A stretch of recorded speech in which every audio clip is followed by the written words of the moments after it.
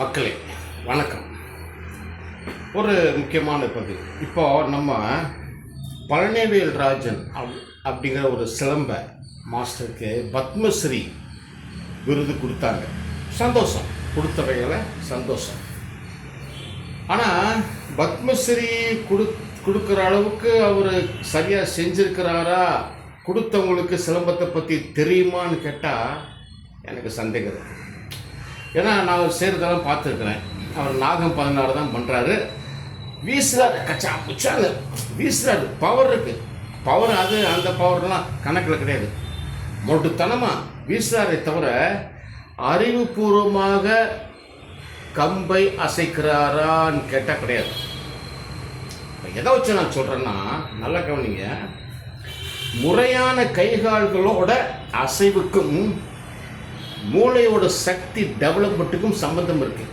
ஏன்னா இப்போ டாக்டர்ஸ்லாம் என்ன சொல்கிறாங்க, நோய் வராமல் இருக்கணுமா மூளைக்கு அதிக பயிற்சி கொடுங்க, மூளையை சக்தி இழக்க விடாதீங்க, மூளையோட சக்தி போச்சுன்னா உடம்பு சோர்ந்துடும், உடம்பு சோர்ந்துச்சுன்னா நோய் வந்துடும்ன்றாங்க. இதுதான் கான்செப்ட். அப்போ மூளையோட சக்தியை அதிகரிப்பதற்கு நாம் பயிற்சி கொடுக்கணும். அது எதில் இருக்குன்னு கேட்டால் வீரக்கலையில் தான் இருக்குது, சிலம்பத்தில் இருக்குது, நம்ம கற்பனை சண்டை குத்து வரிசையில் இருக்குது, கற்பனை சண்டையில் இருக்குது, குத்து வரிசையில் இருக்குது. அதைத்தான் நான் உங்கள் பதிவுலாம் நான் போட்டு வரேன். இதை கரெக்டாக செய்கிறவங்க சைனா, ஜப்பான், கொரியாக்காரங்க தான். வேறு எந்த நாடும் செய்யவில்லை. இந்தியாவில் நான் மட்டும்தான் செய்கிறவன், யாருமே செய்யலை. நான் என்னோட மாணவர்கள் ஒரு 20 பேர் செய்கிறோம். அதான் உண்மை. வேறு யாருமே செய்யலை. நான் சவால் விட்டு சொல்கிறேன். நீங்கள் என்ன வேணாலும் நீங்கள் சேலஞ்ச் வேணாலும் எடுத்துக்கோங்க. யாருமே எல்லாம் முட்டாள்தனமாக தான் இந்த கராத்தே, குங்ஃபு, குத்து உருசை, அடிமுறை, கலரி எல்லாம் முட்டாள்தனமாக தான் செய்கிறாங்க தவிர புத்திசாலித்தனமாக அறிவை வளர்க்கக்கூடிய அளவுக்கு செய்யலை. நான் குற்றம் சுமத்துறேன். ரைட். இப்போது கைகால்களோட முறையான அசைவுக்கும் மூளையோட சக்தி டெவலப்மெண்ட்டுக்கு சம்மந்தம் இருக்குது நான் சொல்லிட்டேன்ல. அதே மாதிரி கம்போட முறையான அசைவுக்கும் மூளையோட சக்தி டெவலப்மெண்ட்டுக்கு சம்மந்தம் இருக்குது. நீங்கள் கம்பை கச்சா முச்சாங்க வீசுறீங்கன்னு வச்சுக்கோங்களேன், அது இருக்கிற சக்தியை குறைக்கும். அதே இது நம்ம கரெக்டாக அசைச்சோம்னா அது மூளையோட சக்தியை அதிகரிக்கும். இதைத்தான் சைனா, ஜப்பான், கொரியாக்காரன் செய்கிறான். வேறு எந்த நாடும் செய்யலை.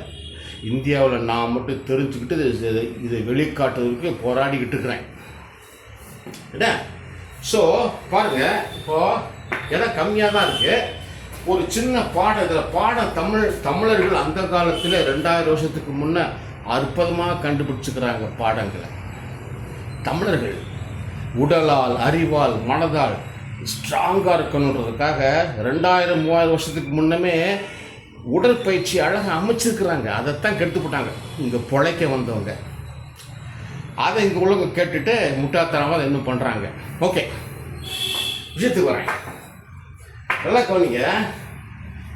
ஒரு பாடம் இப்போ நான் செய்கிறது நாகம் 16 ஒரு பாடம். நல்லா கவனிங்க. இது அப்சர்வேஷன் சுத்து, எதிரியை குழப்பும் சுத்து, ஏறி தலைக்கு அடிக்கணும். கரெக்டாக கம்பு கரெக்டாக தலைக்கு வரணும்.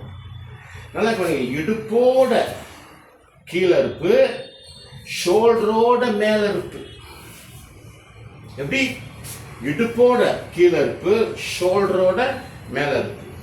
அவன் தலைக்கு அடிக்கிறானா, கரெக்டாக இங்கே தான் பிளாக்கில் அப்படி இறங்கி கம்பு அப்படி போய் குத்து காட்டி அப்படி ஏறணும். கம்பு நேராக வரணும்.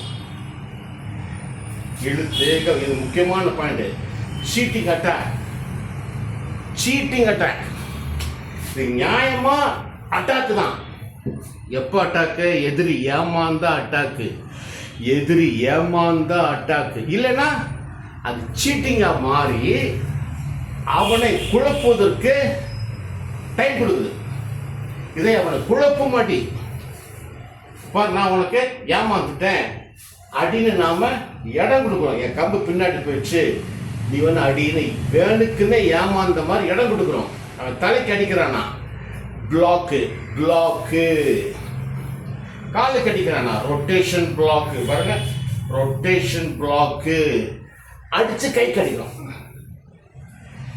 கம்பு வந்து பர்ஃபெக்டாக எது பிளாக்கு, எது அட்டாக்கு, அதில் என்ன ஐடியா இருக்குது அப்படிங்கிறத புரிஞ்சு பண்ணுறது தான் சிலம்பம். உலக அளவுலேயே இந்தியாவில் தான் நோய் சாவுகள், தற்கொலைகள், ஆக்சிடெண்ட் அதிகமாக இருக்குது. அதில் எந்த இதுவும் கிடையாது. இதை குறைக்கணும்னா இந்தியாவிலே தமிழ்நாட்டில் தான் அதிகமாக நோய் சாவுகள், தற்கொலை சாவுகள், ஆக்சிடெண்ட் அதிகமாக இருக்குது. ஏன் அப்படின்னா கான்சன்ட்ரேஷனும் கான்ஃபிடென்ட்டும் இல்லை, உடம்புல சக்தி இல்லை.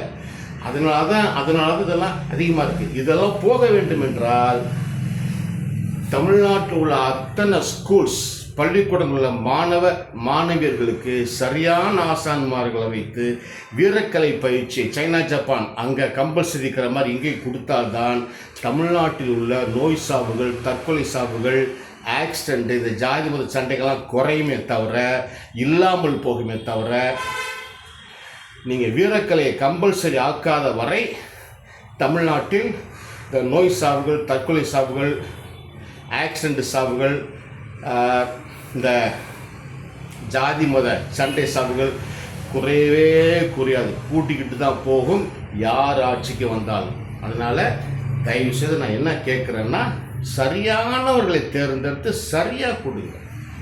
அது எந்த பட்டம், அது பத்மஸ்ரீயோ, பத்மவிபூஷணோ, சரியான ஆசான்மார்களை தேர்ந்தெடுத்து சரியாக கொடுங்க. அப்போ தான் மக்களுக்கு பயன்படும். நீங்கள் தவறானவர்களுக்கு கொடுத்தீங்கன்னா நோ யூஸ், எந்த பிரயோஜனம் கிடையாது. அதுக்காக அவர் கொடுத்த வரைக்கும் சந்தோஷம்தான் எனக்கு. அது வரைக்கும் பத்மஸ்ரீ கொடுக்கறது ஒன்று, அதுக்கு ஏதாவது சொந்த ஒரு கவர்மெண்ட் தொகுப்பில் ஒரு வீடு, கொஞ்சம் பணம் முடிப்பு, ஒரு 5 லட்சம் 10 லட்சம் கொடுத்துருந்தா அவர் வாழ்க்கைக்கு உதவும். வெறும் பட்டம் மட்டும் கொடுத்து என்ன பண்ண? அவர் சாப்பாடை வேணுமா? அவர் பாவம் கஷ்டப்பட்டு தான் இருக்கணும். ஓகே, இன்னும் இருக்கட்டும், கொடுத்த வரைக்கும் ஓகே. அடுத்து கொடுக்கும் போதாவது தயவு செய்து நல்ல மாஸ்டர்களை, அறிவார்ந்த மாஸ்டர்களை தேர்ந்தெடுத்து கொடுங்க. அதான் நல்லது. நாங்களாம் 50 வருஷத்துக்கு மேலே சிலம்பத்தை செஞ்சிட்ருக்குறோம், சொல்லி கொடுத்துட்ருக்குறோம். ஆயிரக்கணக்கான மாணவர்களை உருவாக்கியிருக்கிறோம்.